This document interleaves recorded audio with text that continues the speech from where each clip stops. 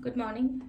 Ngasi se akhoi sagon se numit ko sagon se numit ki card ki message ngase ko sagon se numit aham bada akhoi ki number se 25 lere aduga akhoi ki color sina sagon se numit ki hangapan gumba kai gumba minus sina bi bai ko akhoi ki sagon se numit se ko aduga mana chak thong bada khoi na ha pa ya ba se hangapan machu gi chaba ya ba pot gumba kai gumba maina ha pa ya ko ado money manifestations gumba tawbo khopa ama dumaina dum yai ko hadi sagon se numit se khoi na tawbo ya ba se ko nam da khoi ki card message yengase aduga timing afaba sai pe yengase ngasi gi oina timing afaba ke ke lege habado do dum so yemi narase ko ada sidagi card hum gatang thoke ko ama khanbira se ko card number 1 consider card number 2 consider antraga card number 3 consider ko ama khala se ko ado sida le ko card number 1 card number 2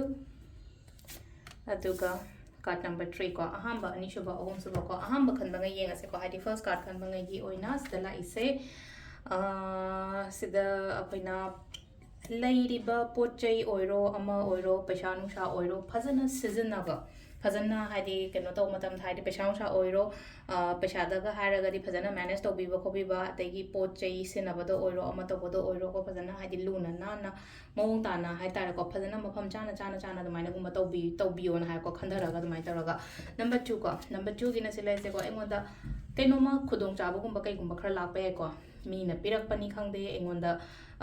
थबकी ओइरो अमगी ओइरो को दुमाइन तौरगा खरा लाइ को हादी new opportunity job appointment गुंबा कई गुंबा दुमाइन तौरगा खरा हाइतार दुमगी मोंगदा number 3 को नंबर 3 सिना लम चटप खोपा दुमाइन खरा सुपीरी को हादी ट्रैवलिंग गुंबा कई गुंबा एयर ट्रैवलिंग गुंबा तौबो खोपा अदगी अइना खनबा अइना निंगिबा पोतो अदुसु लाकपा ओइना सु ओइ अदुगा तौरीबा थबक तुदसु ग्रोथ गुंबा कई गुंबा दुमाइन लाओ हाइना पीरी को सिसिना कोई कार्ड की मैसेज लेगरे को टाइमिंग्स ना पुंग मरी गा मिनिट कुंठा मरी देना तरुक मिनिट तरा हम दो फाउंग ले रे को मापन गा मिनिट कुंठा नि थोई देना पुंग से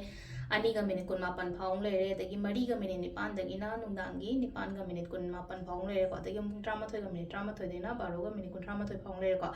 aduga ahingi na amaga minute yang khaini thoi dena nungalam dagi mari ga minute kun mari phaung ko sisina khoi gi ngasi go na phaba timing ko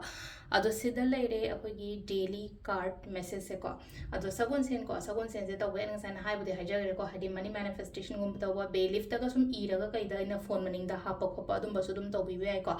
adu sagon sen se yara ga di ko lubi ga no phiron shuba khot pa yaring e avoid to ko sagon sen numit se hadi ko tum ba khot pa oro ama oro adum ba oro ga su na tra ga hadi ke no to ba khoina shuba cham ba khot pa se yam ka hena to bi ga sagon sen numit se ko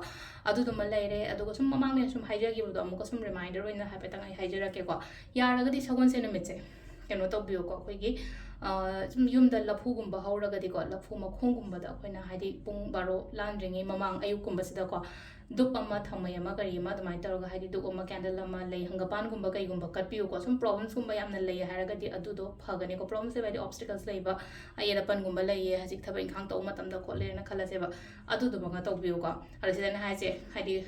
ko tum ko lu bi da ba ko lu bas da kai na aphaba chatle na hainai ko adu gi da mangtani ko na ko lu ga no kan hai sawan se no meche adu ga piron shuba ko ba ising je yari nge lo shan da ba se gi no meche da ko hadi simple oina har matam da se lei no ko scientifically reasons su lai aduga akoina haidi go religious from the la aga so khatang spirituality ke noram so khara reason khara su lai ko the video se da hadi am changani ko samlam na ha petang hara ke no mo phadana sema ke hadi kari gino tawgo no khot ka no on hari se ai matang cha ma tamon da semjera ke adu khatang avoid to yo ko na hire ko ma'am se adu se lai ko daily card message ma'am thank you